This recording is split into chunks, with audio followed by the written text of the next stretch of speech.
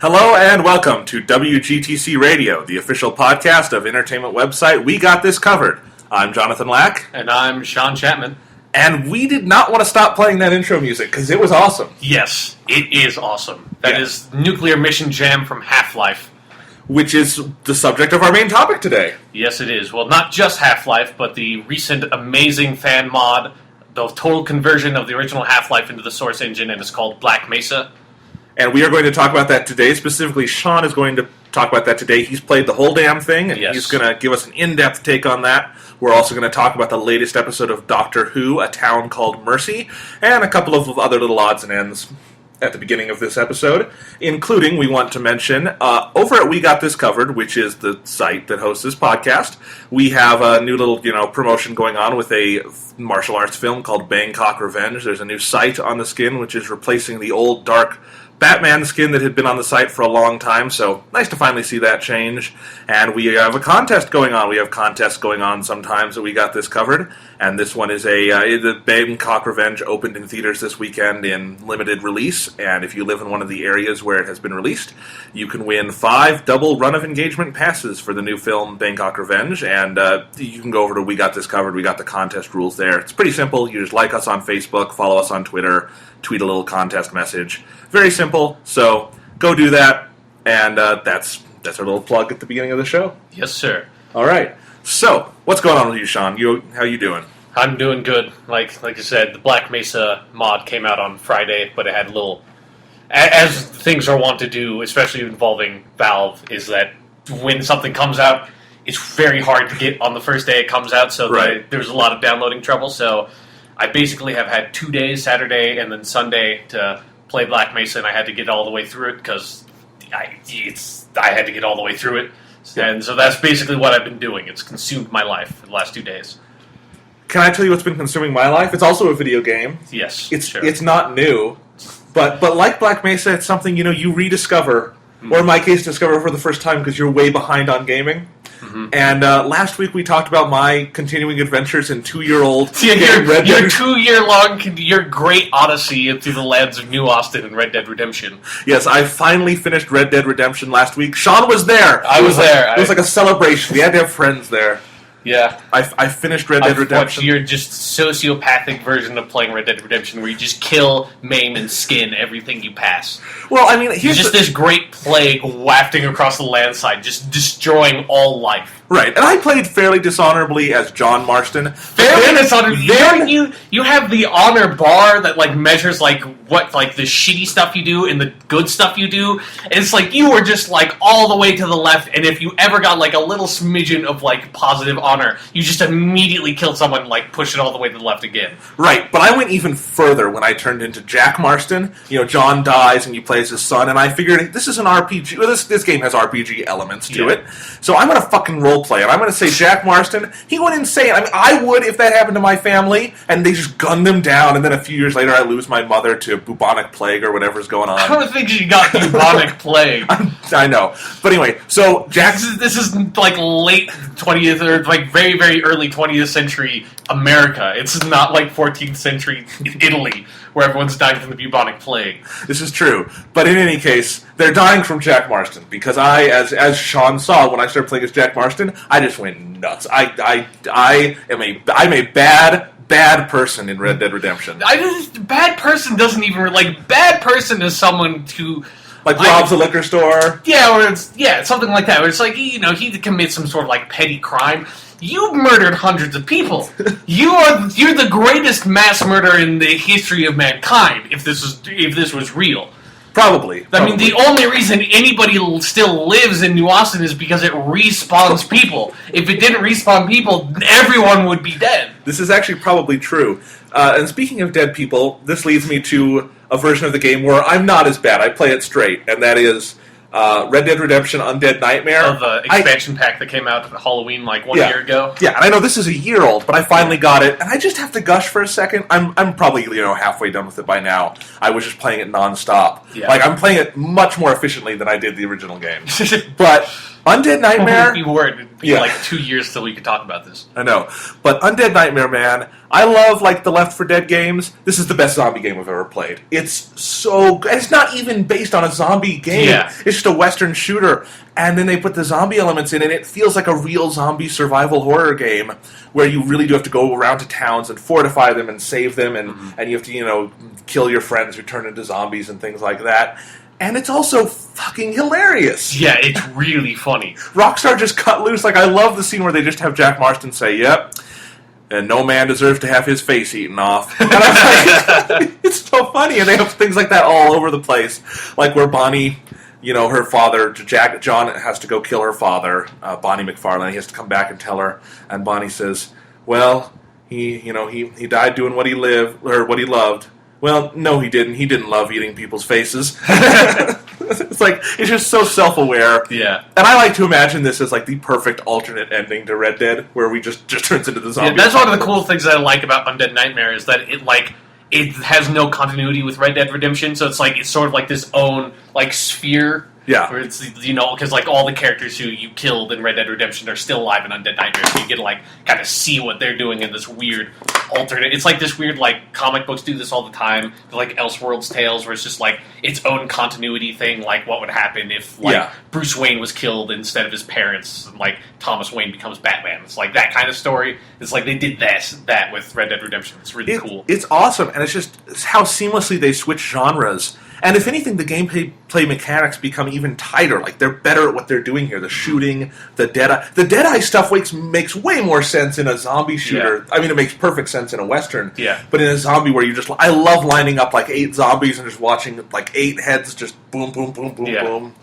Blood spurts everywhere. Oh, just kidding. I just love how you've come to this so late. Your progress with Red Dead Redemption is so late compared to everyone else, right? I finished playing this a year ago. Here's the great thing: is it only cost me $10 because I waited so long.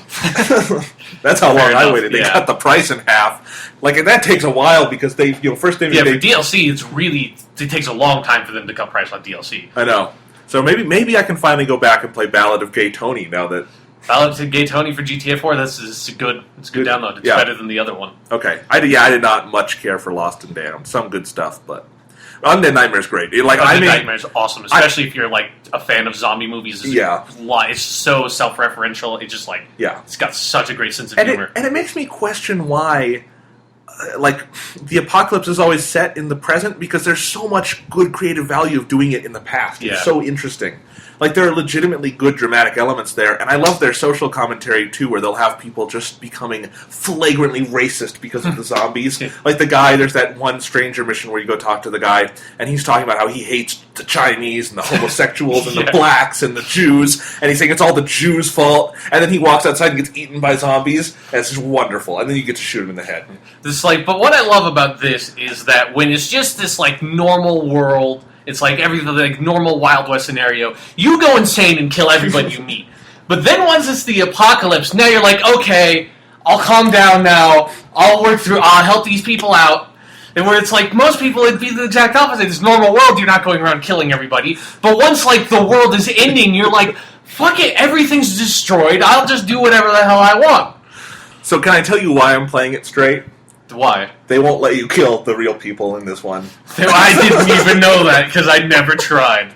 You put your your reticle over and it's blue, and they won't let you shoot. There are some exceptions when you are running around on your horse and you see someone getting attacked. You can kill people then, and I always do. Actually, what I do is I wait for them to be zombified, and then I kill both of them, and I'm yeah. Okay. I have issues. You do have issues. I think I do. And then when you have all the stuff with Seth, who's the crazy homeless guy, and he has his at the port where he's having his zombie party. After that cutscene, I threw a Molotov cocktail and burned them all to death. It was funny. Yeah, there's so. Have you done the mission where you find the Sasquatches? It's a side mission. Yeah, I've started that. I couldn't find any. I don't think you have to finish that. It's a great side mission. Okay, I'll go back and all of those where it's that's the other really cool thing about Undead Nightmares. It's not only zombies, but they pull all this other supernatural stuff out. You can find the 4 horses of the apocalypse, and they're all really cool, War and Death and all those. Yeah, there's a chupacabra down in Mexico. Yeah, Chupa-Thingy. Yeah, a Chupa-Thingy. There's lots of great stuff. I will say, I do think the structure of the game is fascinating because I expected it would just be sort of a linear zombie kind of game, but it's just like Red Dead. It's a full-fledged campaign. Yeah, you can go to all these different places, do it out of order if you want, do it, go to different like towns and seek them out, and it's fun because you always have things to do and goals to accomplish, and I think that may be what keeps me playing it a little straighter, is that there's just more to do and I don't get distracted as much, but it's really fun. It's a great game, so highly recommended to the one of you who haven't played it yet. Yeah, if you own Red Dead Redemption and you don't have Undead Nightmare, you need to get it. Especially Halloween's coming around pretty soon, so it's like that's when I played it because that's around when it came out. So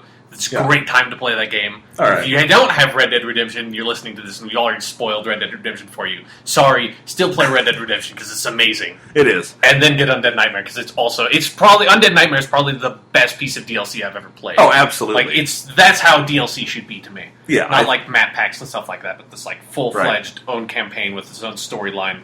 Well, I mean, I know Red Dead had some map packs and stuff that came out, and I could have bought the bundle with it, but I didn't care because I don't play multiplayer on it. So I just, 800 points, $10, totally worth it. So Undead Nightmare, 1-year-old DLC, gets 5 out of 5 stars from WGCC Radio. Yep. Speaking of other, old things, Denver's Studio Ghibli Festival continues. This week they're showing Hayao Miyazaki's Spirited Away, which is the best-known movie of his in the Western world, probably. And, really great. I actually just got back from seeing it when we came down to record this podcast. I'd just gotten home from seeing it in Denver, and it's brilliant. It's a great movie. They've been showing lots of great movies there. Last weekend was Princess Mononoke. Sean, you and I agree it's one of the greatest movies ever made. Yeah. And Thomas and I had to go, my brother Thomas and I had to go see that one twice because the print they had was spotless. It looked like it had never been run before. It was unbelievable. So, and like the sound and everything, like there's a lot of big drums in the score. Mm-hmm. They would just boom throughout the auditorium. It was great. So, and then this week, Spirited Away.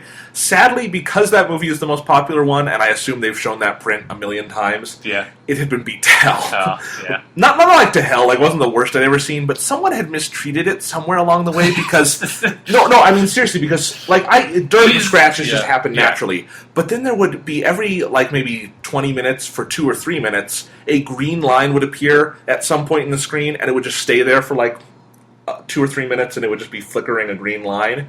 That means you did something wrong when projecting it. This sounds like, it just reminds me of watching really old Doctor Who episodes. It's just like, oh god, this video, it's just destroyed. Like, this is like the one copy that survived the mass purging. Yeah. Only, I guess, there's no real excuse for Spirited Away. Well, no, and it's just because this print was struck for this touring festival, and a lot of, what's kind of a bummer for some cities is a lot of cities are getting like 2 or 3 movies from this festival, like they'll say, oh, we know Spirited Away and Totoro, so we'll show those 2. Yeah. So those prints are a little more beat up, and some of the more obscure movies in the Western world, like, sadly, Princess Mononoke is more obscure over here, even though it's the most popular one behind Spirited Away in Japan. But it's more obscure, so it hasn't been shown as much. Print looks brand new. So, anyway, but that's kind of cool. And the other cool piece of news I have to mention that I'm really excited about is, as many of you know, I'm a film critic, and I write a lot of film reviews, been doing that for 10 years. And I am now on Rotten Tomatoes with all the other, major critics, and that's pretty cool. We Got This Covered has become pretty big traffic-wise recently, so Rotten Tomatoes noticed us, we were able to apply, and we're on there now. I have my own, critics page, which is pretty neat, trying to get it updated with a picture. Right now I've just got like a blank logo, which for some reason a lot of critics do. I assume it's hard to add a picture, because a lot of critics don't have one. When you get added to Rotten Tomatoes, do they send you a Rotten Tomato in the mail? That would be so cool. They should do that. They should do that. Not even with like a letter or anything. It's like you open your mailbox and there's just a tomato sitting there. Yeah. And you're like, use it well. This day has finally come. Yes, that'd be great. But apparently on my page they've compiled, I think, 30 of my most recent reviews. And they say I agree with the tomato meter 75% of the time. So I think that's just enough where I can say, I'm kind of hip, but not enough where I'm saying like I'm just a douche. Yeah. So it's good. There were some movies where I don't even really keep up with Rotten Tomatoes because I write reviews, I don't read a lot of them. Yeah. Because it would sort of corrupt my own thoughts on the things. But there were a lot of movies I'd seen where I didn't like, and I didn't know critics apparently liked them. Or like they had like a 75% tomato meter. And I'm like, how'd that happen? But anyway, so that's kind of cool. Final thing on my sort of agenda before we get into the main topic about Black Mesa is Bob Dylan's new album came out last week. It's called Tempest. And Sean, have you heard this one yet? No, I haven't gotten around to downloading. Like I said, I've spent the last 2 days just playing Black Mesa. But if Sean listens to it soon, I want to do a podcast on this one and talk about this album. It's fantastic. Bob Dylan is an artist who obviously 60s, everything he put out in the 60s was a masterpiece. A lot of his 70s work, equally good. And 80s and 90s were rougher for him. He definitely has made a resurgence late 90s, 2000s. A lot of good albums. But I think Tempest is his first great album, probably since Blood on the Tracks. If we're going, Time Out of Mind was great in the 90s. But I mean, Tempest really is just fantastic. Bob Dylan, best he can do, unbelievable. It's 10 songs; they're all great. Some of them are true masterpieces. The first song, Duquesne Whistle, it's one of my favorite Dylan songs now. I can't stop listening to it. It's just great. And there are some other really good ones. It's an album that just sort of is dripping dread. It's very dark, darker than any other Dylan album. It's very bleak, and it's sort of foreboding and threatening. So there's songs like Tin Angel, which is this 9-minute, very menacing song where he's basically singing about this horrible man, like this just evil villain who's having an affair, and by the end of the song, basically he and the woman he's having an affair with and his wife all kill each other. And it's like, and he does this over, and you know how Bob Dylan does his 9-minute songs, where he'll do the verses, and they're really fascinating, where it's just the same rhythms, but he's developing the story, and he's such a great storyteller. And that's another thing to mention on Tempest, is that, as you all know, Bob Dylan's voice has become a sort of shell of itself in recent years. It's, very low and gravelly, and he doesn't have a lot of range, but it's perfect for this material, because you have to have some voice like that singing like the Tin Angel song. Mm-hmm. If you had a guy with a beautiful voice singing it, would be shit. You have to do it with like the guy who sounds like he could just walk up and kill you, because that's what Bob Dylan. Yeah, it's why Bob Dylan couldn't sing Christmas songs. Let's put it that way. It's like Johnny Cash's last 4 albums, the America ones, where it's like he's really old and he doesn't have a lot of time left, and he has the song "Hurt" that he covered from 9 Inch Nails. It's like he couldn't have done that at any other point. Yeah, in his it's career. You have to be this old man who's looking back on his entire life to be able to play that song that way. Right. Yeah. Tempest is obviously, very allegorical to modern times. I think it's trying to... The main song on the album, Tempest, the title track, is a 14-minute long, 45-verse song about the sinking of the Titanic. And again, the allegory... had nothing to do with the Tempest, by the way. Very true. But, the idea of a tempest of something, sort of like a storm of, act of God kind of thing rolling in is sort of the imagery that he's invoking on the entire album. And the allegories for sort of issues in modern society of things just where we feel like things are falling apart. And I think that's very much what the album's about. It honestly feels to me like the Bob Dylan version of, let's say, Exile on Main Street by the Rolling Stones, where Exile on Main Street is famous as for being a great album, obviously, but one of the reasons it's great is that it was the Rolling Stones, one of their first albums of the 70s, and it's coming off of the optimism of the 60s. And the optimism of the 60s gave way to a profound pessimism of the 70s. And it's sort of a almost like Dancing to the Gallows kind of album, where they're more expressing the dread and dirt and grime of modern life instead of sort of the optimism that maybe the Beatles had been singing about a few years earlier. And Tempest sort of, again, follows a period of much briefer optimism in American life and sort of, and really does, I think, epitomize a lot of the sort of dread and foreboding that people feel in a bad economy or wars or things like that. So... we could get into a lot more depth another time, but I'm just saying it's a great album. $10 on iTunes, totally worth it. Even though the iTunes LP it comes with, which is their little fun booklet, interactive booklet thing, sucks because there's nothing in it. It's just you start your little iTunes LP. I'll launch it, Sean, so you can see. It's got out. I have to say the cover album looks like it should be the cover for some really trashy romance novel. I know. It's got that red font and stuff. Yeah. It's Tempest. The cover is red cursive font and a statue of a woman sort of leaning back. And I think it's supposed to be a statue on the Titanic, but it could as well be someone having an orgasm on a book cover. Yeah, I wasn't going to say that, but yeah. Okay. But anyway, so you've got Play Album on your iTunes LP, which just plays the album, nothing special. You can go to Songs. Play Album plays the album. Yeah. I have no and idea. then you can just pick your song. And here's where you think maybe lyrics will come up. No, you just pick your song. It's like a DVD menu for your CD. It is. And then you've got credits, which are very brief, like 1 page. And then discography, where you can look at Dylan's albums and buy them, and that's it. In case you don't want to go to Wikipedia. Yes. That could be the whole marketing pitch of iTunes LP. Yeah, but in case you don't want to go to Wikipedia, iTunes LP. Anyway, Tempest is really good. I highly recommend it. That's my mini review. Maybe we'll talk about it in greater depth later. But speaking of greater depth, Sean is going to talk about in great depth Black Mesa. Yes. Yes. So, I'm just curious, Jonathan. I think I know the answer to this, but I just want you to state for the podcast, what is your experience with Half-Life? I own the orange box. But have you played... I bought the orange box for Portal, so no. Okay. I do know things about Half-Life. I know about the gravity gun. I know about Gordon Freeman. It's definitely, I understand the culture around it. Mm-hmm. And I understand the importance. And I should say my other thing with Half-Life is that I bought recently a Dreamcast on eBay because I wanted to own it. I liked the Dreamcast for nostalgia and stuff. And it had a copy of Half-Life with it. Half-Life was originally intended to come with on the Dreamcast as a console release, or in tandem with the PC. Never did, but it was finally leaked, the Dreamcast version. Yeah. And I guess this thing I bought on eBay had, burned it and sent it with the system, and it didn't work. And I'm still mad about that.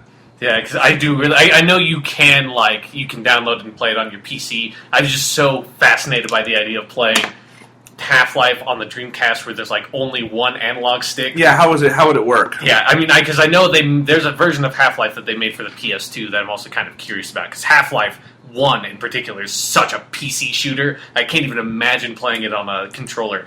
Right. It's even harder for me to imagine playing it on a controller that doesn't have 2 analog sticks. Right.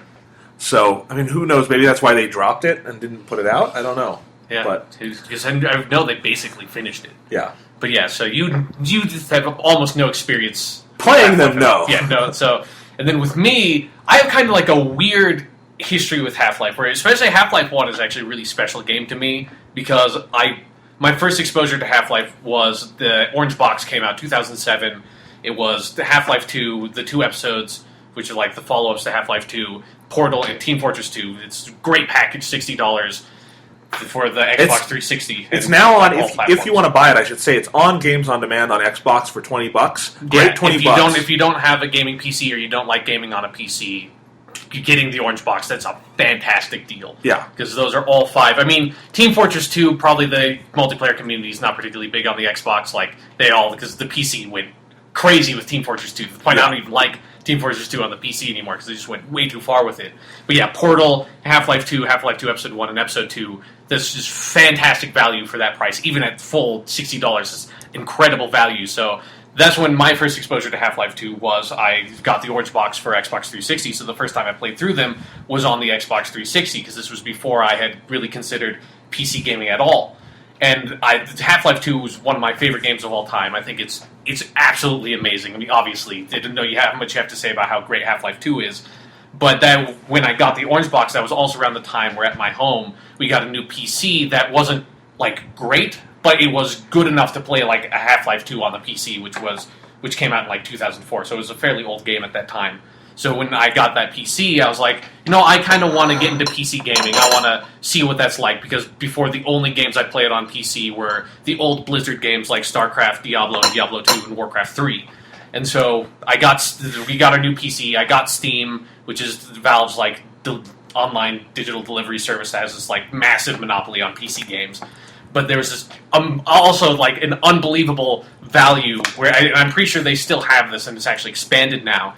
But it was every single Valve game made up to that point for $100, and the expansions to Valve games. So that was that was really a deal. They put that out. That is a deal. That's still a deal. I don't know what price it's for now, but they still have that pack. They have that for a bunch of different companies. But that came with Half-Life, the expansions to Half-Life, Opposing Force, Blue Shift, Counter-Strike, this weird single player ish version of Counter-Strike Source, Team Fortress 2, Portal, Half-Life 2, Half-Life 2 Episode 1, Half-Life 2 Episode 2. So it's huge amount of games for $100 and Half-Life Source also, which we'll talk about that when I get to Black Mesa.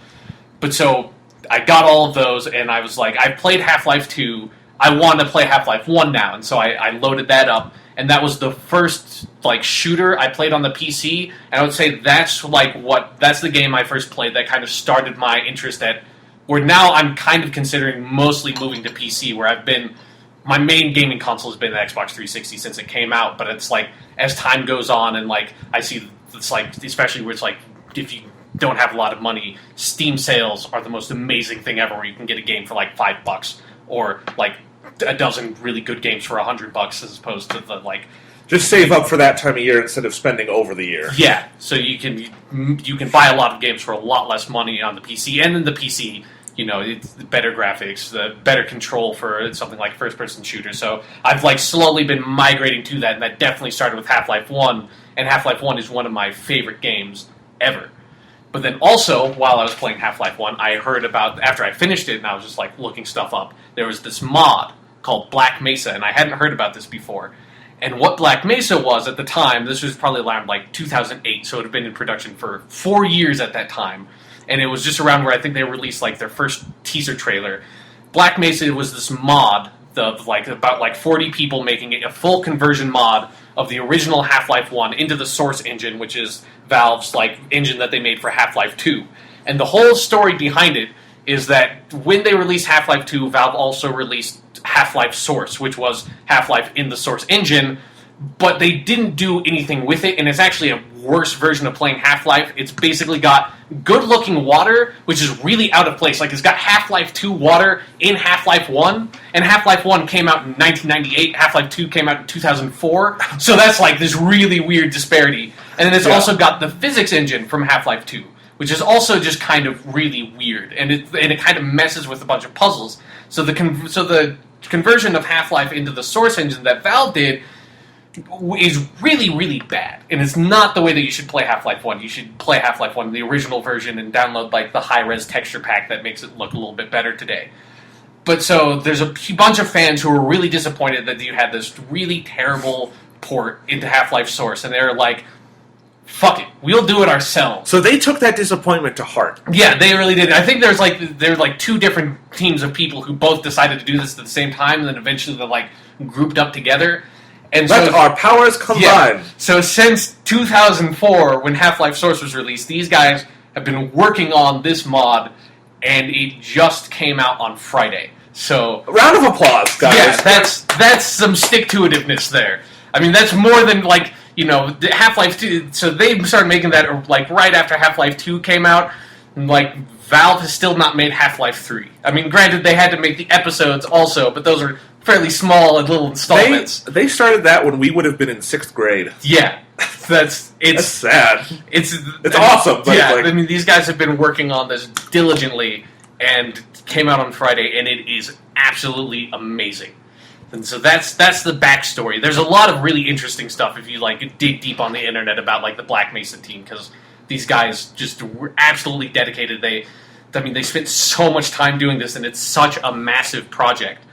And I think it's an absolute success. And what the Black Mesa is it's a complete, they took Half-Life 1 as a reference, but they completely built the game from the ground up using the Source engine. So all the art assets are like their own. They made those from the ground up. All the voice acting is completely new and quite a bit better, because the voice acting Half-Life 1, it's a game 1998, it's not particularly good. Video game voice acting was not an art yet. Yeah, not really. And then also just like the sound quality in Half-Life 1 is so bad on the voices. It's just like, it sounds so grainy and terrible. Like, all the weapon sounds are completely re-recorded.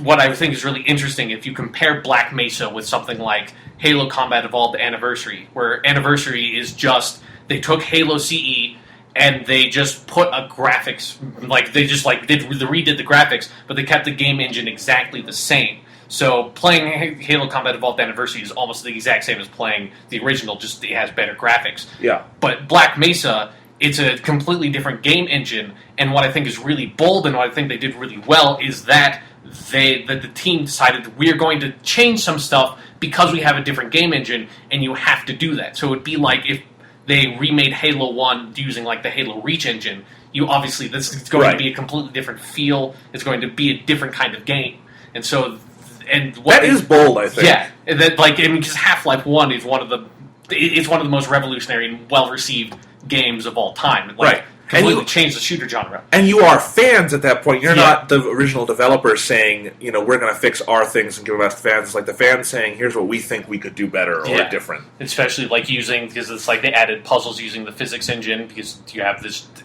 really good physics engine with Source. And it's like they just changed around the geometry in a lot of different places. They cut out certain areas or moved certain areas and actually kind of improved some of the flow of the game.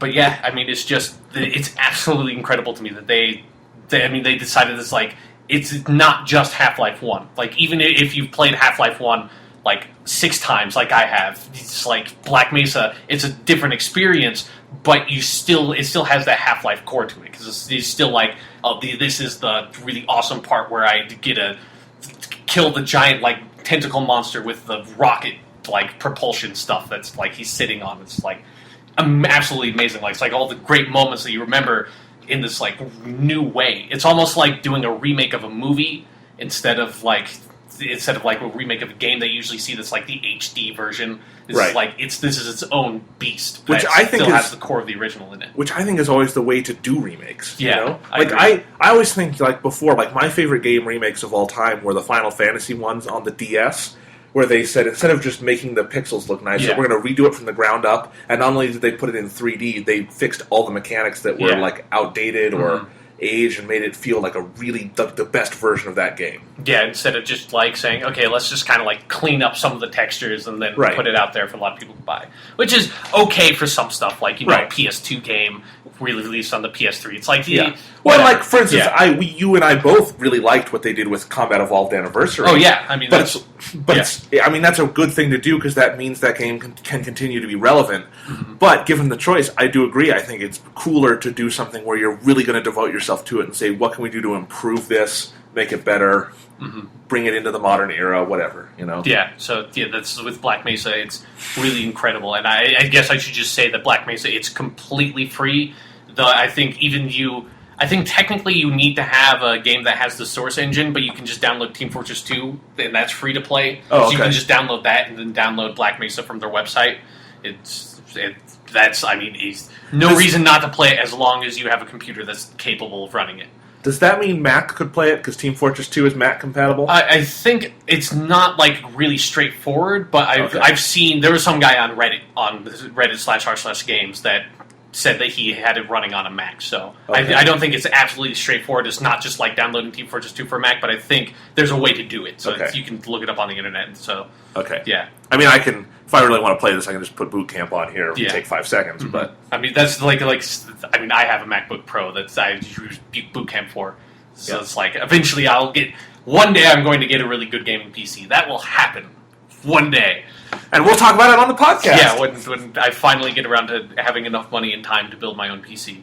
But yeah, with Black Mesa, it's if you have any interest in it at all, I'd just absolutely download it. It's also really cool because they redid the soundtrack, obviously because they can't use the copyrighted songs from Half-Life 1. So they had some guy completely redo the soundtrack, and there's a lot more songs. In Half-Life 1, there's maybe 5 or so that play a few key moments, and there's quite a few more songs in Black Mesa, and whoever it is that redid the score is phenomenal, because it's absolutely that same style of music as what we played at the very beginning of the podcast. It's really well done. You can also download that for free, or you can also give them some money online, which I'm probably going to do once I have a little bit more money in my pocket. I'm going to send those guys a couple of bucks, because thank you guys. Absolutely phenomenal work. So I'm going to say now that I'm going to go a lot more in depth from here on, because I'm super familiar with Half-Life 1. Like I said, I've played it a bunch of times, and so playing Black Mesa, I saw there are a lot of differences, so I'm going to go into that. And if you're someone who doesn't want to necessarily hear all the stuff they changed and want to experience that for the first time, which I think that's kind of the way to do it, because it's really interesting, I would say stop listening here, skip ahead for later discussions on the podcast. Yes, just so you know, there will be a timesheet included in this episode. I'll make sure to do that. It'll say, minute 1 to 30, we're talking about this, 30 to 60, so you can just jump ahead to whenever we talk about Doctor Who. Yeah. So here we go. Super in-depth, nerdy, full analysis of Black Mesa. Begin! Yes! So, first of all, the most, startling change to me, and something I'm still not sure how I feel about it, is that, And this is the biggest change to the flow of the game, is that they changed the placement of some of the weapons. If you're not familiar with PC shooters like Half-Life, it's not like the modern shooter convention of like of Halo or Call of Duty where you carry around 2 weapons. It's the old school style of when you pick up a weapon, you have that weapon for the rest of the game. So the main way you're pacing the game is where you place the weapons out. And they changed the crowbar comes in later, and you have this whole long segment where you have to fight enemies using basically this like security guard that's following you around. And that completely changes the flow of the game because you don't have a weapon for a good 5 minutes, and it actually really ups the survival horror tension that is kind of in the background of Half-Life 1 because it was made in 1998. The graphics and the lighting engine's not quite good enough to do horror, so it's much more like Half-Life 2 where they try to really milk that moment after shit goes down and the alien invasion starts and headcrabs are jumping on people and turning them into zombies. Scientists are being killed left and right. So they really milk that moment and they wait to give you the crowbar. Then also it takes you an extra probably about 5 minutes to get your first gun, the pistol. So you have to go for a pretty long stretch of time without actually getting a weapon, whereas in original Half-Life, you get the crowbar right away, right after the shit goes down, and then you get the gun really quickly after that. The most key change to me was, and this is one I don't really like because it kind of messes with my favorite part of the game, which is Office Complex, which is like, it's the first like level where it's like, okay, this is like a real level. It's like I've got gear. There are enemies coming in, and I really have to fight now. So it's like kind of past the tutorial. And instead of this is right where you get the shotgun. Instead of getting the shotgun, they have you get the Colt Python, which is like this big revolver. And it's got like 6 shots. It's really accurate. Ammo is pretty scarce for it. And it completely changes the flow of that level in a really interesting way because you no longer have the shotgun, which is it's just like kind of the backbone of Half-Life and Half-Life 2. It's the weapon you keep on going back to because it's so powerful at close range. And instead they stick you with the second best long-range weapon in the entire game. So I wouldn't have done it that way. I kind of want to like replay that section again because I was still getting used to Black Mesa, and that was really strange to me that you would switch it around. Is it the kind of thing, though, where it's sort of like, you can always go back to the original if you want, so is it fun to have a new... Yeah. I mean, that's definitely where I am with everything on Black Mesa. Even the few things that I don't like that they changed, it's like, I've got Half-Life 1. I can always go back to that version of Half-Life 1. Right. It's like, I know there's some people who kind of don't like playing games that are that old, especially with like the graphics and stuff, because it's so different, and I can sympathize with that. Like, the 1998's not so far back for me that kind of like keeps me from wanting to play the game, but I definitely like understand if you're the kind of person who doesn't like playing older games that you don't have any nostalgia for, and so like Black Mesa is really good for someone like that. But yeah, it's an interesting change switching around the Colt Python and the shotgun because it does it completely changes the flow of Office Complex, which, like I said, is basically my favorite part of Half-Life 1. And then it takes you a really long time to get the shotgun because the shotgun's the next weapon you get. And as I recall, you get it. You get it right before you fight the big monster in the rocket test chamber, and that's another like big moment in Half-Life. And so you go through a really long stretch of the game without getting the shotgun, where the shotgun is like your go-to weapon in Half-Life. And so and then after that, it kind of paces out the exact same way, where it's like you get your submachine gun, then you get the crossbow sniper and stuff like that, because a lot of the later weapons like the rocket launcher, you get the rocket launcher right when you fight the helicopter that you absolutely need the rocket launcher to fight. So after the first few weapons, they don't mess around with it anymore. But it's a really interesting change to me. It's probably the absolute biggest change in terms of like the flow of the game. Then the other biggest change that I still don't really like, I got used to it, but it's really weird, is that they really dialed down how high you can jump, like even in comparison to Half-Life 2, where you, like, every single jump, you have to crouch jump. And it's really kind of weird to me that they made that decision, because it's like, why not just make it so you can jump as high as the crouch jump, and then you don't really need to bother with it. But in original Half-Life, you had to do the crouch jump for a lot of different jumps, so it's like that part is still there in the original Half-Life, but it's like every single one you have to, like, you can't jump over a box without crouch jumping in Black Mesa. So that's the other one that seems like a weird one. Yeah, it's I don't quite understand why. Like, I'm pretty sure if I wanted to, I could go into the console and change the gravity. Like, there's probably someone online who's already figured out, like, this is basically the same flight as, like, Half-Life 2, and change it to that, and you could fix that on your own if you really wanted to. But, yeah, those two changes are the ones that I think are for the worse in Black Mesa as compared to Half-Life 1. Then the other really huge changes are they changed the structure of a lot of the individual levels. And it's to the point where, like, there are a lot of times where I'll just, like, walk into an area and I'm like, I don't quite remember this place. And it's actually this really cool feeling because then eventually once I get to a certain part in that area, I'm like, oh, this is that spot, because it's from Half-Life 1. And it's like you're constantly rediscovering these moments that you've forgotten about, because it's like, since the geometry's slightly changed, the lighting is completely different, the graphic style is fairly different, you don't quite recognize things. And then even like just sort of the layout of the levels, some of the puzzles are slightly different, and they've changed a lot of that stuff in very small, subtle ways, so you're constantly rediscovering elements from Half-Life 1 that you've forgotten about and don't recognize anymore. And that's probably my favorite part of playing Black Mesa, is that it just gives you this constant wave of nostalgia where you're like, oh, okay, this is the room that with a bunch of hanging boxes that I have to jump over. I have no idea why this room exists in Black Mesa. I don't know where these boxes are going to, but I have to use them to get over this bottomless pit.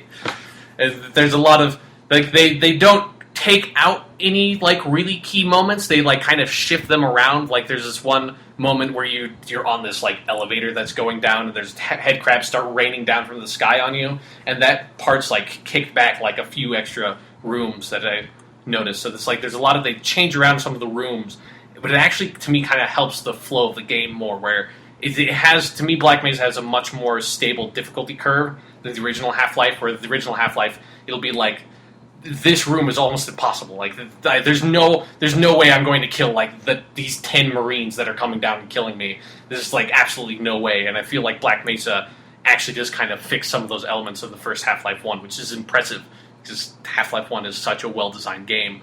Yeah. Even, like, the few flaws that exist, they kind of iron out. And the other big thing to me that Black Mesa does is that the elements of the Black Mesa facility itself that they redesign, they do it in such a way to make the Black Mesa facility feel a lot more real. Like, there are a few instances that I'm like, why does this room exist? The biggest one is the hanging box room, because it's like, there's nothing they could do with the redoing graphics, the very concept of the hanging box room. Why would you just hang a bunch of these boxes over this giant pit? And so that I can jump across them. It's the only reason they exist. It's this really bizarre thing. But there are a lot of, like, there's this one part in Half-Life near the end where you go into this room where there's a bunch of scientists, and, like, this surgery suite thing has been activated, and you have to run in there and deactivate it. In the original Half-Life, the surgery suite is like this big bar that kind of comes down and splits across, and you've got, like, these two, like, bars hanging down that have, like, these red propellers that spin around, and then the whole thing spins around the room. So it's like, that's your surgery suite? What the hell what does that thing do? Cut off your legs? That's the only application for that thing. It's for war veterans with, like, leg injuries. Yeah, I just, like, that is the worst. Next to Prometheus, that is the absolute worst surgery suite I have ever seen in my entire life. Whereas in Black Mesa, it's like this really big thing that has, like, all these, like, scalpels and syringes and stuff on it that is, like, with, like, all these robot arms. It's like, okay, that's, like, that looks like that could actually perform surgery. Like, that's really cool. And there's a lot of little elements like that where the original Half-Life obviously doesn't have enough graphical power to, like, really display the idea that they had. And Black Mesa decides it's like, we're going to create something entirely new for this and make it believable and make it make sense. So how do you think this surgery suite would have performed Numi Rapace's abortion versus, like, the one in Prometheus? First of all, it would have knocked her out. Okay, would have done that. That's immediately, that's the number one thing. You do not cut someone's stomach open when they are awake when you're performing surgery. So general anesthetic. Yeah, general anesthetic, and then also I'm just assuming you wouldn't staple their stomach shut. You would maybe, like, a cauterizing laser or something like that. So this machine has something like that. Yeah. Okay. This takes place in, like, 1998, and they've got lasers, so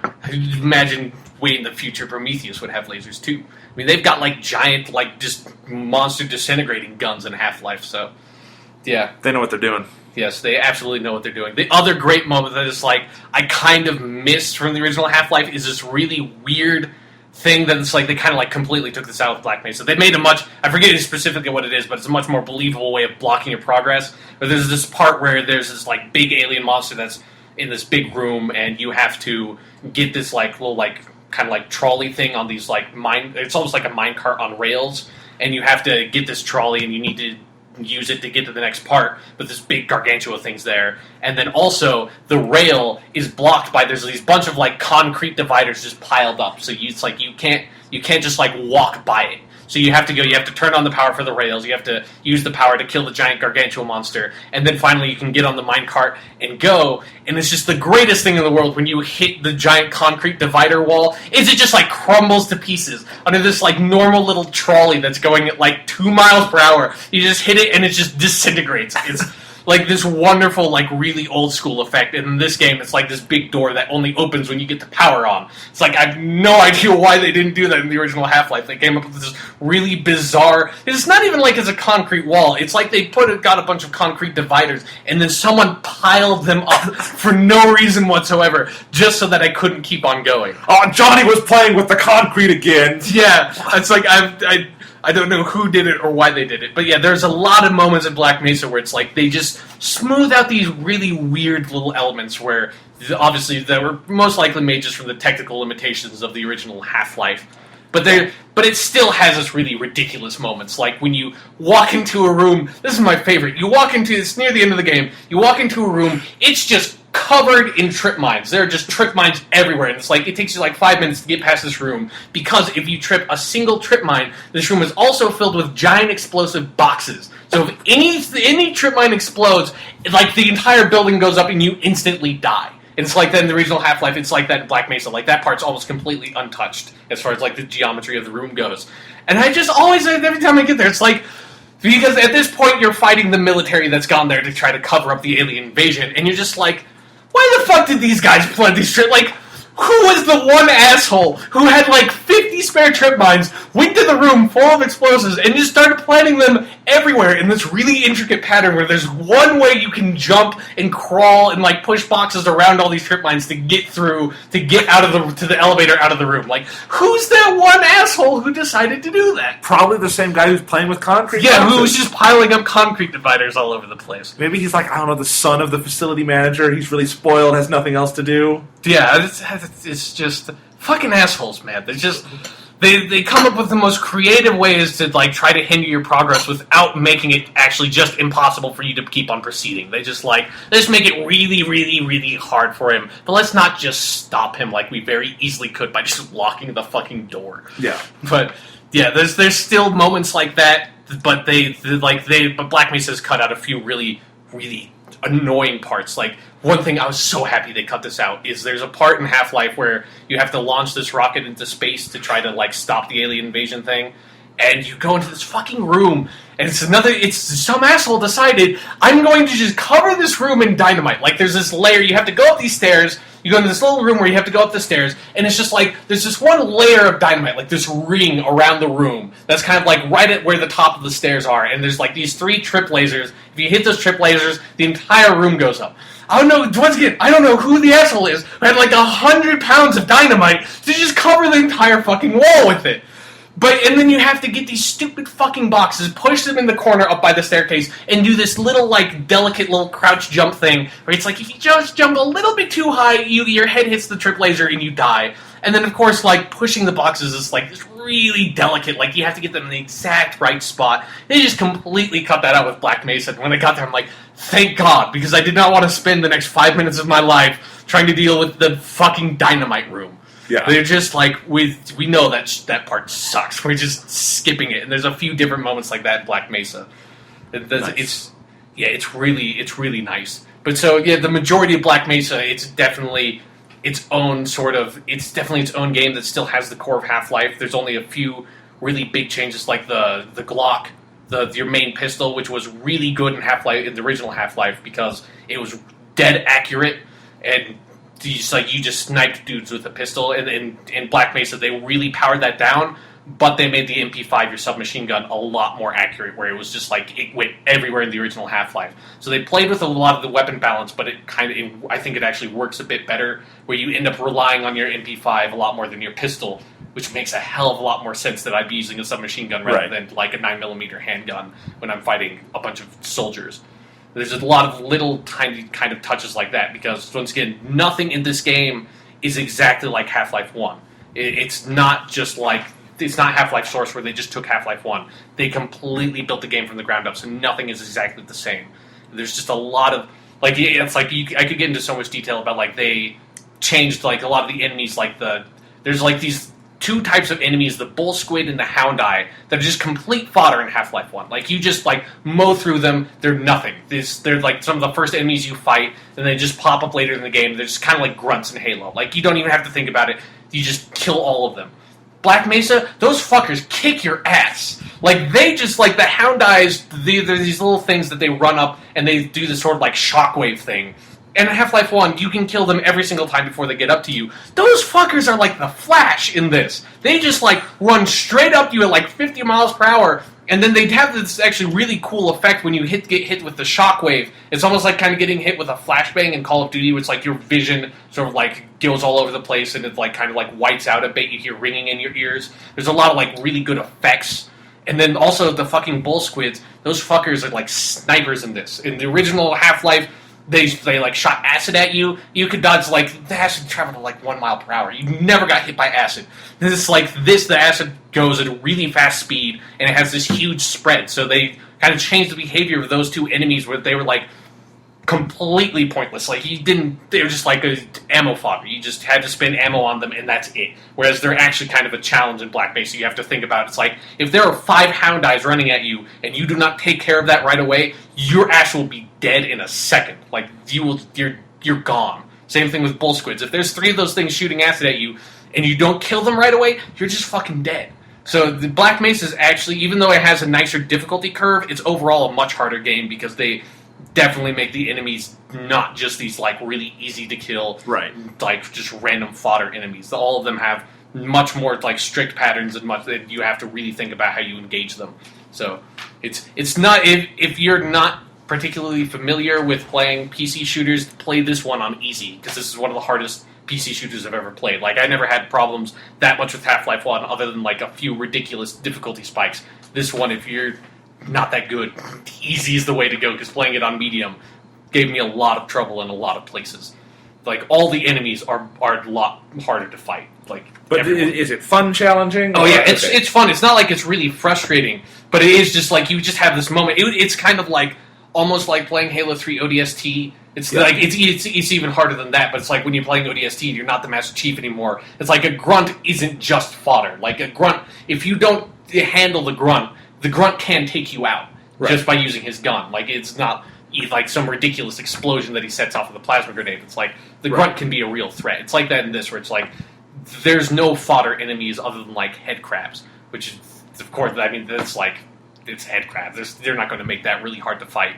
But yeah, they definitely made the enemies much more challenging, but much more fun to fight because of that. Right. Just definitely, that's one of the changes I think that is the most impressive, because that must have taken a lot of work, because they reworked the AI, they reworked how the enemy functioned, and they did it well. Like, it doesn't break the game. So it's like, it's everything in Black Mesa, it's so impressive. It's like it's its own game. I mean, I haven't even talked about the voice acting. It's really good, and they do a lot of original voice acting. Like, it's not like they just take the lines from the original Half-Life and just have new voice actors doing that. They write a lot of original dialogue, a lot of it's, especially at the beginning, before shit goes down, and you kind of can just, like, walk around and talk to people. There's a lot of really funny, sort of, like, self-referential dialogue. Like, there's the one, it's like one of my, I love that they do this, because it's one of my favorite lines from the original Half-Life before everyone starts dying, and you're walking around the facility. There's always, like, these, like, scientists. One of the lines that the scientists will just say all the fucking time when they're walking by you is this, like, why do we have to wear these ridiculous ties? And it's like, they said that all the time. And so there's this one scientist character that you can talk to in Black Mesa, who he says that line, and then if you keep talking to him, he keeps on saying all these, like, really ridiculous lines. Like, he's like this, like, fashionista scientist that's like, this tie looks terrible on me. His double-pleated pants, what are they thinking? It's really funny. They do a lot of original dialogue. And one of the coolest parts of the Black Mesa mod is that like, one of the big differences between Half-Life 1 and Half-Life 2 is that Half-Life 2 implemented characters into the story, where Half-Life 1, you're Gordon Freeman. You have no fucking clue who Gordon Freeman is. He's just nobody knows who the fuck Gordon Freeman is. He's a theoretical physicist who's killed hundreds of trained soldiers, thwarted two fucking alien invasions, and so. I don't know who the fuck Gordon Freeman is, but you're Gordon Freeman, and there's just scientists and security guards that they have, all the scientists have one voice actor, all the security guards have one voice actor, and it's just none of them are characters. Right. There's people you sort of encounter that they'll tell you where to go next, or help you by, opening up a door for you. Whereas they're like Nurse Jenny and Officer... It's like the Pokemon cartoon, where you've got, the one nurse that's, they're all just Nurse sisters. Joy and Officer Jenny. Yeah, it's all the bald white scientists, they're all just brothers from the same family that you encounter along the way. It's like that in Half-Life 1, whereas in Half-Life 2, you have a full cast of characters. You have Barney, who's kind of he's taken from the security officers in Half-Life 1. You've got Alex Vance, you've got Eli Vance, and you've got Dr. Isaac Kleiner. And in Half-Life 2, with Isaac Kleiner and Eli Vance, those two characters reference being in Black Mesa, and particularly Eli Vance says, a line where it's Gordon Freeman, welcome back. It's when I sent you off, I didn't realize it would take you that long to come back to me, which is a clear reference to a character you meet, to a scientist that's right at the beginning of Half-Life 1 that you talk to, because it has this sort of line where it's you have to get to the surface. And so it's Eli Vance in Half-Life 2, they sort of insert him into it retroactively, and Isaac Kleiner's also had been at Black Mesa. One of the cool things they do in Black Mesa is that that guy, they model him to look like Eli Vance, and then they hired a voice actor that sounds like the dude who voices Eli, and gave him some original dialogue. And then they also put Dr. Isaac Kleiner there, and they have this little conversation. So it's Black Mesa inserted these characters back into Half-Life 1 that were created for Half-Life 2, and they write some original dialogue for them. That's good. It sounds like the writing from Half-Life 2, which is really good video game writing. Yeah. And so that's this really cool little moment where it creates this nice continuity where there's this really weird disparity of continuity between Half-Life 1 and Half-Life 2 because of that, because these characters just reference knowing you, that you have no idea who they are if you played Half-Life 1, which is why it's fine to play Half-Life 1 or Half-Life 2 without playing Half-Life 1, because the continuity is so light. But going back and playing Black Mesa, it's really, really cool that they put those characters back in there. And not only did they put them in there, but they did it really, really well. So it's a full price game. That's the quality of Black Mesa. You're calling it a mod, but it's that's not doing it the right service. It's I played there's this one mod for Half-Life 2 Episode 2 that I played called Mission Improbable. That's just 5 missions. And it's fun, it's good, it's got some unique art assets, it's got this really light story, but it has one character, it has its own unique character. It's actually kind of clever what they did for the Mission Improbable mod, is that they made the character, he's kind of like Stephen Hawking, where he's in this wheelchair and he can't talk, so he speaks through a text-to-speech function, so the modders didn't have to get someone to actually voice act the character. But all the animation because there's no wheelchair animation in the source engine, so they had to custom do the animations, and it just looks awful. It's really out of place, and it's it's not a big deal because it's a free mod. It's a couple of dudes made it. But Black Mesa, there's nothing like that. There was not one instance where I'm oh, okay, this is just a mod. So it's I'll just accept this. You could have plopped down $60 for this. Yeah, I would have plopped down $60. I may in the future donate $60 to these guys if I find out if they're because one of the interesting things with Black Mesa is that, and I actually haven't said this yet, surprisingly, should have mentioned this at the very beginning, it is not the entirety of Half-Life 1. It is almost. It is about, I'd say 5/6. And it's actually interesting, and I don't know if this is the reason they did this, because I think they're going to release the entire game originally, but this portion is of Black Mesa, it's everything you do in Black Mesa. There's this point in Half-Life 1 where, and this is right up, like I said, 5/6, it's almost the entire game, where you go to the Lambda Complex and you have to go to the aliens' world Zen to fight the big bad and stop the alien invasion. But so with this mod, they did it all the way up to that point where it ends with you jumping into the portal to go to Zen, and they've said they're going to really expand the Zen parts of the game. And the Zen parts of Half-Life 1 are the worst parts of Half-Life 1 by far. There's way too much platforming. It's just an era of first-person shooters where people did not realize first-person shooters are shitty games to do platforming in. Don't play, unless that's the entire point of the game, don't make a bunch of platforming segments. That's That's one of the annoying things about Black Mesa is that, and this is fair enough, that they didn't fix those parts of Half-Life 1. Because it's like, there are a lot of parts where it's like, there's way too much platforming here. And well, what can you do at that point? Yeah, it's like you'd have to cut out pretty big swaths of the game that are pretty frustrating from Half-Life 1 to do that. But yeah, they go right up to that with Zen, and they're going to expand Zen, which I think is a really cool idea, where it's like, hopefully they'll be able to do it right. Like if they... So Half-Life 1.5 or... Yeah, where it's like they're going to like make Zen its whole big like section. Like I have no idea how long they're going to make it, but that's what they've said. So in another 8 years, maybe. Yeah, hopefully not quite that long. Right. I mean, but it's nice that I have, even if they never end up releasing the Zen part of the game, I have the best parts of Half-Life 1, like my favorite parts in this really cool version.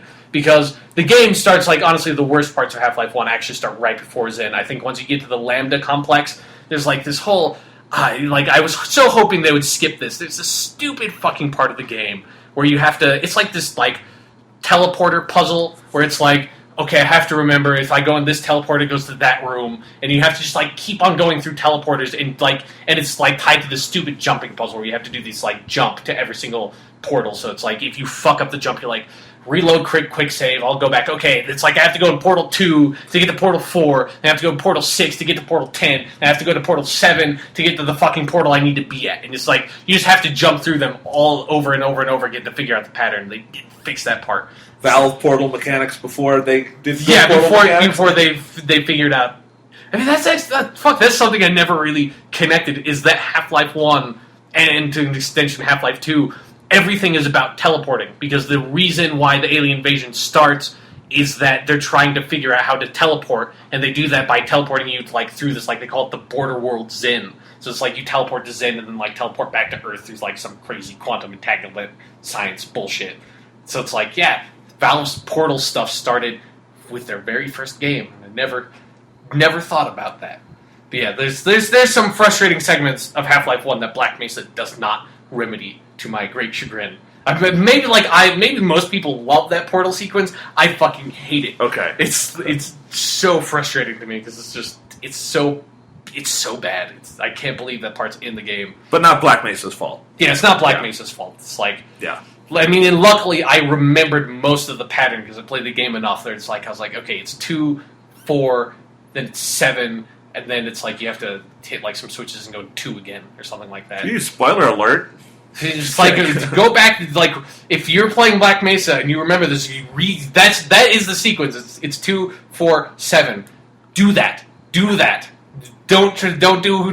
have to jump through every single portal because it'll take you like an extra 15 minutes to do that. Just get through it. So what else? You can just look it up online. Yeah. But so what else do you have to say about Black Mesa? I should say it's really, really awesome. I mean, if I wanted to go, like I could talk for like 5 hours about because there are so many little intricate differences, especially with like weapon balances. Some of the AI on the Marines is really, really good. But yeah, I mean, it's just absolutely phenomenal. It's one of the coolest things I've seen happen in the gaming community. It's like it's amazing to me that the game finally came out and that it's just as good as anyone hoped that it would be. Right. Like it's awesome, and I'm so glad that they decided to try to make it their own in some ways and change some elements of the original Half-Life 1 and like really really make it its own experience, and it's not just playing Half-Life 1 again. So here's a question. Yeah. You've played Half-Life 1 a lot. I assume you're going to want to play it again in the future. From now on, would you prefer to play this or the original when you want to go replay Half-Life 1?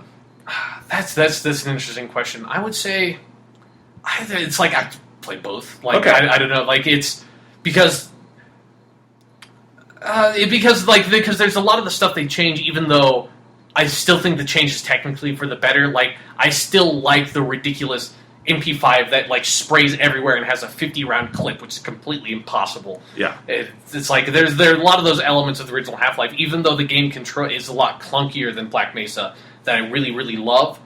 But Black Mesa, it's not like I'm not going to replay Black Mesa again. Like right. I'll definitely be replaying both. Okay.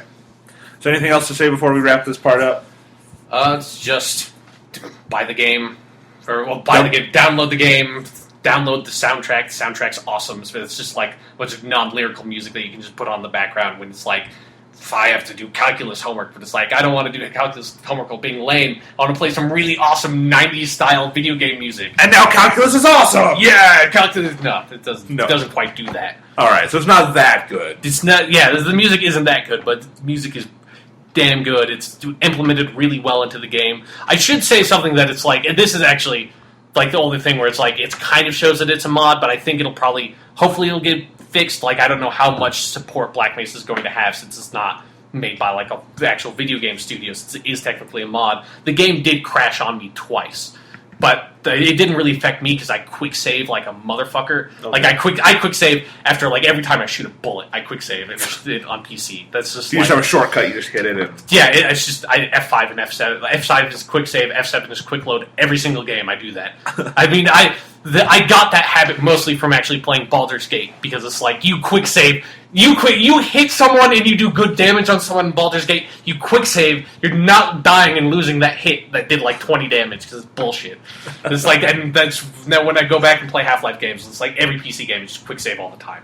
So the game might have some stability issues. It's like I only played it on my boot camp with MacBook, and that's not the best way to play the game. So that might be the reason why it crashed. Like I didn't like go into the crash report and try to see like what happened. But yeah, so there might be some compatibility issues. It's they're not getting any money for it other than just donations. It's completely free. 40 dudes made it as a hobby. There's going to be probably some software issues. The game only crashed on me twice. So that's pretty good for a whole game, a long campaign. Yeah, it's like it wasn't a big deal. I didn't like lose any progress, but yeah, just so you know, I feel I have to mention because the more you know. Yes, but Black Mesa, awesome. Hopefully they'll fix the Zen stuff when they release. I'm assuming it's going to be called Zen because that would make the most sense. And really looking forward to see the team stretch their wings and like, because I'm sure it's not like they've only made the Black Mesa stuff. Like they've been working on the whole thing and they just decided to release the Black Mesa chunk now to get it out there. And so I'm sure they have a lot of the Zen stuff done, but I want to see like what that team does when like they decide we're going to create like whole new areas with Zen and really expand it out. So WGTC Radio recommends Black Mesa. Heartily recommended. It's completely free. If you have a PC that can handle it, just download it and give it a shot. Like, have fun. There's no reason not to. All right. We are now going to talk about the third episode of Doctor Who Series 7, A Town Called Mercy. If you have not seen the episode yet, stop listening to this podcast and come back when you have. Yes. So, Town Called Mercy. Written by Toby Whithouse. Directed by Saul Metzstein. Sean, what did you think of A Town Called Mercy? I thought it was an okay episode. I think it had more problems than the last two episodes. It's definitely the weakest out of the first three so far. Yeah, I thought this one was pretty rough. I guess here's how I'll say it. I enjoyed it while watching it. I always enjoyed Doctor Who. It was fun. It was good. I'm like, this is good Saturday night entertainment. I'm glad I'm watching it. There were a lot of things I liked individually. Mm-hmm. And then I went to write my review for We Got This Covered. And most of it was negative, and it's just like, I enjoyed it, but then there were so many things that I just wound up picking apart because I think cohesively it didn't work. I completely agree. I mean, to me, it's the best part of the episode is that, and I believe they shot it in Spain, right? Yes. Like that's what I've heard. It's like it's really well shot. It looks great. Well, let's talk about that. Yeah, I want to say so. Let's start at the beginning. Is that this is Doctor Who's first Western episode in many years? Yeah, since I looked it up. I've been saying the wrong title this entire time. It's the Gunfighters is the first Doctor, not the Gunslingers. It's easy to make that mistake, but Gunslingers would make more sense. Yeah, this is like Gunfighters is a really awkward title. So the big question here is, Doctor Who can go anywhere and do anything. Mm-hmm. Should it do a Western? Does it work? And Sean and I agree on an aesthetic level, it does. Absolutely. Yeah, this episode, absolutely, yeah. Yeah, I think if they ever want to do another Western, get Saul Metzstein back, because he did this fucking amazing. Shoot it in Spain again. Yeah. Yeah. I mean, every single aesthetic detail was perfect. The location was great, but also the sets they built. The sets were awesome. That looked totally cinematic. Yeah. The costuming, the just general atmosphere, and my favorite part of the episode by far was Murray Gold's score. Like, he did spaghetti western perfect. Yeah. He did, Doctor Who versions of spaghetti western. Like, one of my favorite scenes in the episode is the Doctor and the Gunslinger have their standoff. He pulls out the, sonic screwdriver. But what's cool is, A, that's staged fantastically. Yeah. But then Rory Gold comes in with like the spaghetti western version of the 11th Doctor's theme, and it's like, fuck yeah, that's great. Mm-hmm. But yeah, I mean, just visually, this is one of the best Doctor Who episodes I've ever seen. Yeah, no, I would say it is the best I've ever seen. Like the only other one that the only other one that really competes is the openers for Series 6 that were shot in America. Right. Also really well shot. Yeah. They definitely, I think, when Doctor Who does location shooting, they make the most of it. Yeah, definitely. So it's refreshing to see a Doctor Who episode that's not just shot in a quarry or in a studio. Right. And I mean, see, that's the thing we've been talking about since Series 6. Doctor Who's been getting increasingly cinematic. This season, the last 2 episodes were also beautiful. They were great, but this is just like a new level, and it really well done. Yeah. So from an aesthetic standpoint, we know Doctor Who can definitely do a Western. Like, they even made Matt Smith look great in the Stetson and he's got the bandolier on and all that. So, which is a holster. Word. Holster. He didn't have a bandolier. God damn it. See, Sean, that Chewbacca wears. Sean taught me the word bandolier when I was playing Red Dead Redemption. Why did we not talk about this on the Red Dead? We're going to go to Red Dead Redemption for a second. Pause this. It's related because it's a Western game. It's kind of weird that these things have come up. But yeah, it's like Jonathan and I are living in the same condo since we're going to the same college now. And so he was playing Red Dead Redemption. I was just kind of sitting, watching him, making fun of because he's really bad, and then he's just evil. I'm good at the game. I'm just evil. You're bad at the game, and you're evil.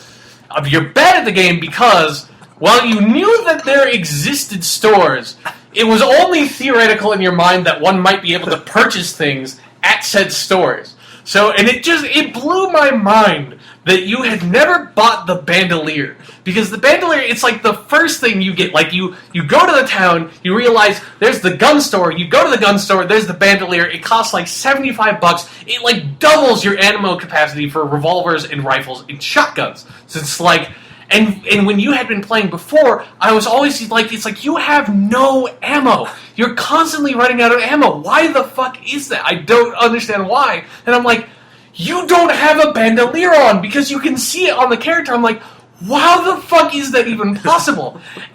It's just like, it's the very first thing you buy. So Sean asked me, it turns out I've never bought a thing at a store. And then furthermore, it's like you never bought a gun at a store, so you missed like 7 guns.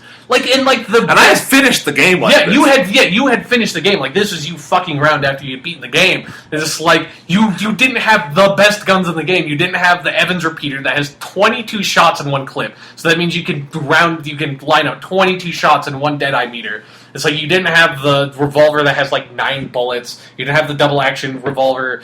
I think you were missing a shotgun. You didn't have the good sniper rifle. It's like you hadn't bought a gun for the entire game. You didn't buy the rabbit's foot. That it's just like one item you buy at the beginning and it gives you more money for the rest of the whole game. You didn't buy the improved campsite that gives you more ammo when you use the campsite. It's like you bought nothing.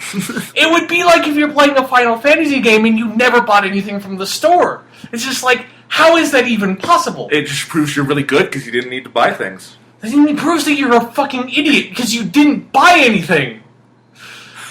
This is as off topic as we have ever gotten. Yeah, this is just like, I don't know why you brought up bandoliers, but thank you for reminding me so I could tell everyone on the podcast how fucking stupid you are. Okay, back to Doctor Who. I was just saying. Who does not have a bandolier in the episode? Aesthetically, they got every Western detail right. Are we in agreement on this? Yes. They should shoot in Spain again. Doesn't have to be a Western. Just like something fun. Do a story actually set in Spain.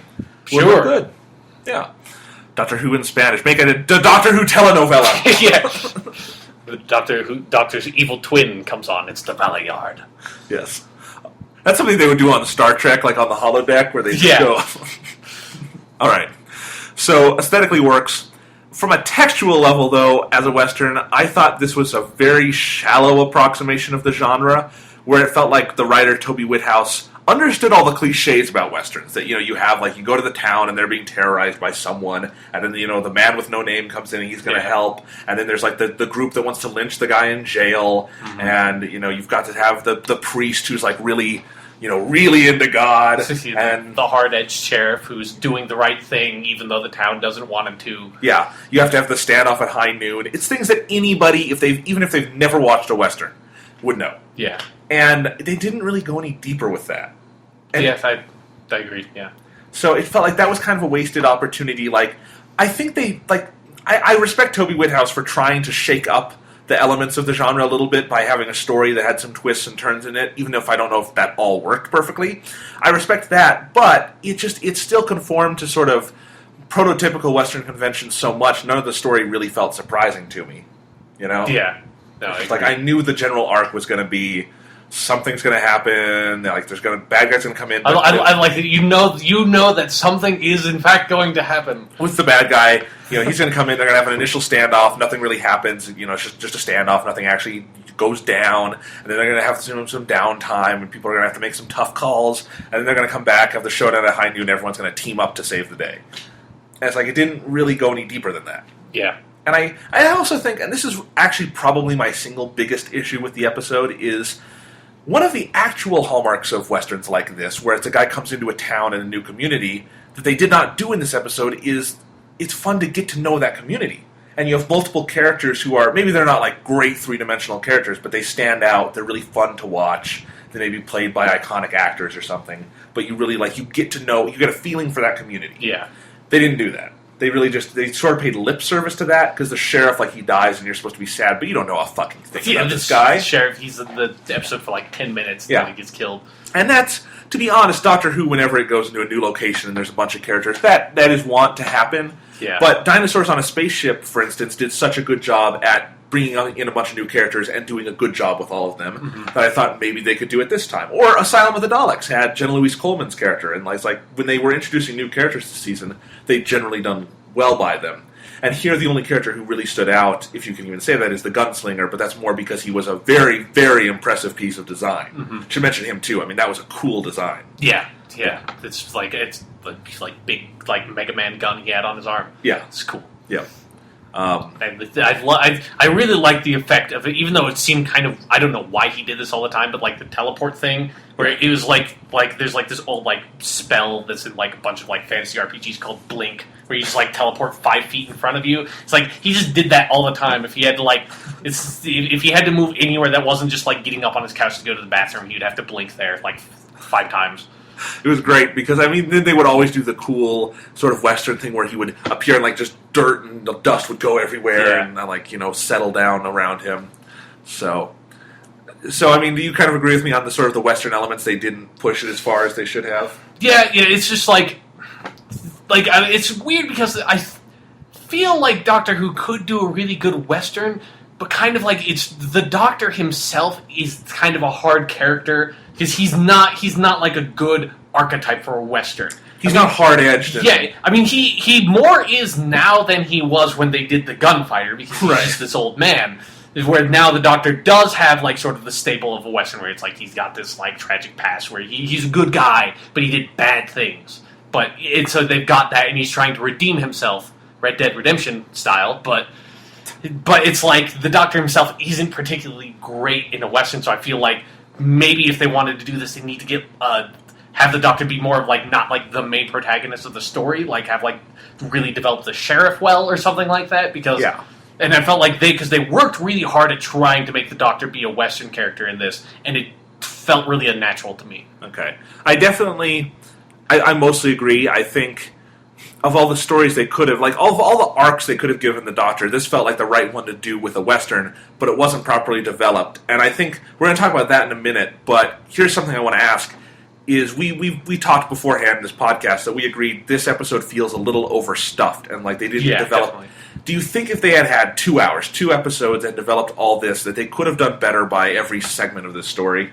I think so. I definitely felt when I was watching it, said to you earlier, that this episode felt like it wanted to be a 2-hour spaghetti western.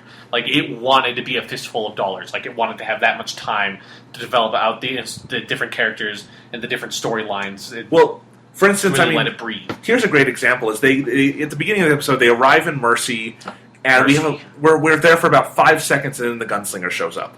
In an actual Western, you would probably have a good 15-20 minutes as they're getting to know the community, hearing about their issues, and then the bad guy shows up, and by then you would kind of know the town. Yeah. You don't hear it. It's immediately, all right, we're off. And it felt like something scenes had been cut. Yeah, especially at the very beginning, beginning of this episode, once the Doctor comes in, is really disorienting. It doesn't start in the TARDIS or them coming out of the TARDIS. They're just outside this town, sign at a town. He's got a Stetson on. Yeah, you don't even know why the fuck Amy and Roy are with him, because since they keep on having him take them back at the end of every single episode, they don't even establish him picking them up this time. They're just kind of like fucking there.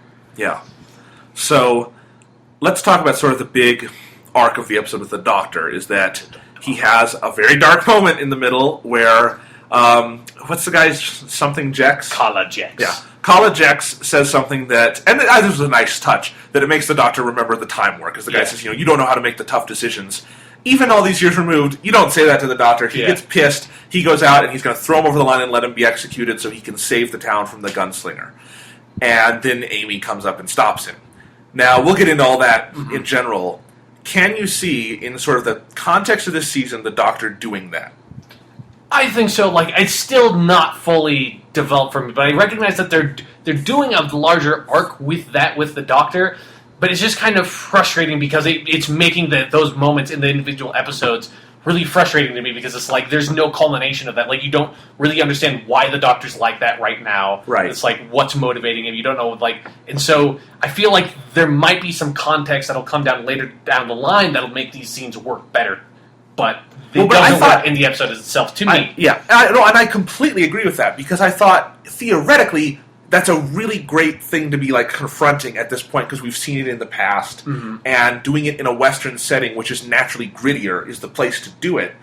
And I just thought, I really did like the scene where he does that. Matt Smith always plays it well. He's playing this fantastically. And then Amy calls him on it, and I just thought that moment was really good for what it was, but it needed to go further. Amy didn't just need to stop him, she needed to say, why? We want to help you. What the fuck is going on with you? And then maybe he could have gone crazy over the last 2 episodes. Right, and he could have had a flashback or something, and just said, and then everyone could have been in tears, and he would just say, I have to save these people, or some big moment. You can give Matt Smith a big moment. Yeah. He can do it. He'd do a great job at it. And then the rest of the episode would have more emotional weight as he tries to calm himself. Yeah. But as it stands, it's just she kind of calls him back. He's like, "Oh, this is crazy," and then he's back to being good old, goody two shoes Doctor. Yeah. Like I told you, it's it has this really weird spike where it's the Doctor's the Doctor. Then he's he's the Doctor. Then he goes to Kala Jex's ship, finds out that he's a war criminal and made the gunfighter. Then he just goes fucking insane, tries to kill him. Then Amy calms him down, and then he's the Doctor again. It's just what the fuck was that? Are you off your meds? What? Talk to us. Yeah. So again, it's stuff that I think theoretically works, and it was, again, well done from a performance standpoint and aesthetic standpoint, but just narratively it needed more. And I do think in a 2-hour episode, you could have had the end of the first hour, be that scene, that climax, and it would feel like a good culmination of a full story. Or a full half of a story. Yeah, it'd be a nice cliffhanger, too, whether or not the Doctor's actually going to kill someone. Right, it'd be great. And then, in part 2, you could have the resolution of that and have him struggling with these issues as he kind of is calming down. And I think that would be interesting. And they tried to shove it all into one, and what happens is they have to spend so much time, ending the Kala Jex and Gunslinger story that they don't really have time to resolve the Doctor's emotional arc, which is ostensibly the point of the episode. Yeah. And it's another thing where it's I like, in theory, the Kala Jex Gunslinger backstory. I think it's interesting. It's a good plot for it. It's interesting how they integrate that into a Western setting. Yeah. You need more time for it, though. Because as it stands, it just feels like it's eating up things that would be better served. The characters in this town. I would probably rather get to know them a little better than have so many scenes of exposition with these two. Yeah, because with the town, they have, one token moment where and it's there mostly for the Doctor's benefit. But they have, that one kid who's, 18 years old or whatever, who's, pulls out a gun on the Doctor. And it's just... And then he pops up again at the very end of the episode, and he has, this little moment with the Doctor. It's apparently they're best friends now. Yeah, it's who the fuck is this kid? Who is it? Where did he come from? It feels like the kind of character in a two-parter who would be prominent, and by the end you'd be I'm sad to see them go. Yeah. So... It's an issue, and it's sort of an omnipresent issue in this episode. And... it's hard to say, because on one hand, I think two-parters can be too big for their own benefit, but sometimes they were necessary. And I think this is one, especially if you're going to spend the time anyway to go location shoot and do all this, go all out, Yeah, I completely agree. It's the age-old issue of Doctor Who, where it's it's the great problem with classic Doctor Who is that they're always too long. Like, it's so rare to find a classic Doctor Who story that's like that fits that perfectly. But now we have kind of the opposite, where it's like it's like 10 one episode stories tend to feel a little bit too compressed, but for some reason the 2 episode stories tend to feel too long too. It's like I don't know. I mean, it's a really tricky line to balance, but it feels like 8 out of 10 times they kind of get it wrong.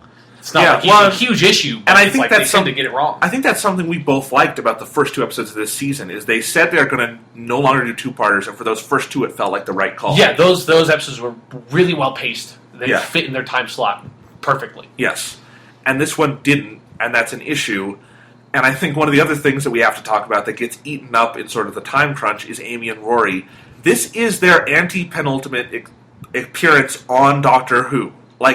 I mean, they've been pretty clear they're going to definitively end these characters. Yeah. However that happens, they're going to end them. If they live, I'm sure one day we may see a cameo or something, because that happens with companions from time to time.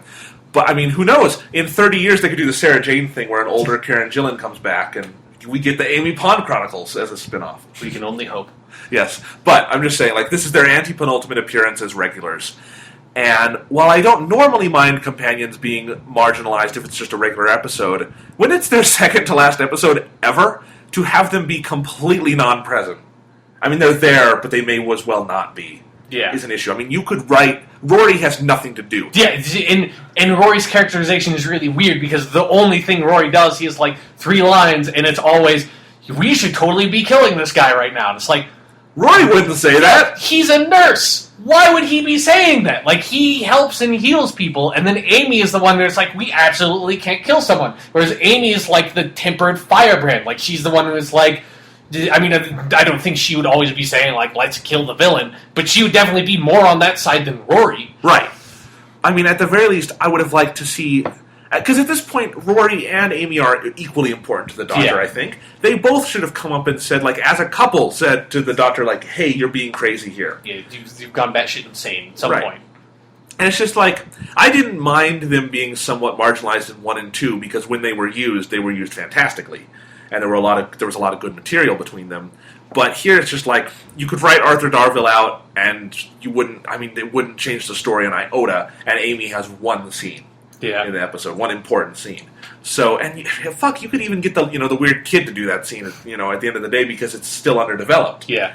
So, and it's also, to me, it's just criminal that they had Rory in the Western episode and he never put on a Clint Eastwood style poncho. Why did that never happen? God, that's so true. Happened. That's so true. Not a single poncho in the entire movie. That's a problem. It is a problem. Why did we not lead with that? I don't know. That's an issue. But, alright, so what other parts? Do we want to talk any more about the Collar Jacks gunslinger story? Gunfighter? Yeah. Sure. I mean, because we haven't really talked about the resolution where he blows himself up. I fucking detested that, because it's a cop-out. It stops anyone from having to make a tough call. Because now the Doctor doesn't have to resolve his arc, and the gunslinger doesn't have to resolve his arc. So it's the writer gets to the end of the episode, says, fuck, I've got 2 complex emotional arcs going on in this episode with 2 prominent characters. I don't know how to resolve them. Eject button. Yeah, I know, because especially with the Doctors, it's just the Doctor's I'm really having to struggle with, should I let this guy die or not? Well, you just kill yourself? Great! I don't have to worry about it anymore. Fine. You don't have to talk about it. It's just you blow yourself up. It's great. And there was all this discussion about how we can't let him die because that would mean the sheriff dies in vain. Sheriff dies in vain! Yeah. Because he kills himself anyway. It's that. It's weird. It was a really weird way to end that episode. I agree, and I think it probably made me, on the whole, way more negative than I would have been. Because I enjoyed most of the episode. It was a lot of fun. Mm-hmm. But then it got to that, and it's just I couldn't ignore it anymore. It was you have to look at this. This is an issue from a writing standpoint. It's a really poor conclusion to all the themes and the emotional development in that episode. It's just he just blew himself up. Which is sad, because the actual climax with the Doctor and the gunslinger standing off felt like a good, they were actually going to do the confrontation. Yeah. And they were doing a good job with it. I don't like it usually when the Doctor overuses his sonic screwdriver, but that's the moment to do it, I felt. Yeah. If you're going to have He's fighting a cyborg. Yeah. Go ahead and do that. I mean, they haven't really used it this season, so go ahead. They didn't really use it last season either. They've been pretty light on sonic screwdriver, so to have it be sort of the archetypical gun in this standoff felt like the right thing to do. Yeah. But then they just sort of and then they have some good tension where like the gunslinger's walking around, Doctor's trying to evade him. It's like this. I want to see how this ends, and then it doesn't because they just pull the eject button. Yeah, it's just like I'll just have this character kill himself, and we don't have any problems anymore. Yeah, it's like, and it's just like it's such a strange resolution to that because it doesn't really solve any of the issues. Like it doesn't say anything about like that dilemma of like should you sacrifice one person to save 80 people? It's like. One person should kill themselves to save 80 people, I guess. That's the right thing to do. It's like, that's such a strange way to try to resolve that problem. It is. And then, do you like the gunslinger becoming the Marshal of Mercy? I don't care. Like, it's like, that's fine. Like, whatever. Yeah, I mean, that's weird. It's like, kind of, it's like, they need to just, like, digitally insert him into the Gunfighters episode with the first Doctor to, like, keep continuity. Okay. It's like, now that dude's fucking around in the Old West, I guess, for hundreds of years. I think that would change the course of history rather dramatically. Yeah. Because I'm also imagining, like, old-style prejudices, like they would teach the gunslinger, like, kill Indians. And he would just mow down Indians, and it would be like, that would be horrifying. But... Yeah, I mean, it's just like... Although it just reminds me of one of the things we were talking about before we recorded the podcast was like the weird framing device they had for the episode, where the episode starts with like this. It's kind of like a typical Western. I think the Gunfighters episode did something similar, only it was like a woman singing a song. But it's like this like old timey like Southern woman. She's talking about like this man came to the town, whatever. It's a mortal man with the weight of many years behind his eyes. Yeah, that kind of, it's just like this really weird narration to sort of frame the episode. And then you completely forget about it until the end of the episode when it comes up again, and you're like, who the fuck is this character? And then it's like this little girl comes on screen, and she's like, and my great-grandmother told me the story about the gunfighter, whatever. It's just like, what? Who are you? You weren't in the episode. I have no idea who the fuck you are. Like, that was such a bizarre framing device, because that girl never came up, and that girl isn't even the girl who was narrating it. So it's just like, why did you do that? Like, and then I had a logical issue with it. So she says this is her great-grandmother, and this is, I assume, the late 1800s when this is occurring. Yeah, they said it's like, they reference like the Civil War is like 5 years earlier, so it's like 1870 around. Okay, so it's in that, it's sort of mid-1800s. It's like outlawed Josie Wales time. So the person who's talking is like 3 generations later, so they would be living late 1900s. There's no way they would talk like that. That's the old-timey voice. Why does she have... Why is she narrating in this very like generic spaghetti western style? Yeah, makes no sense. I mean, is there any chance she would still be living in Mercy? Does Mercy even still exist? Mercy sure shit wouldn't look like it looks in the episode anymore. And right? Is the gunfighter still going around trying to solve crime? Is it like he's like doing drug busts in the 80s or something? We spin off.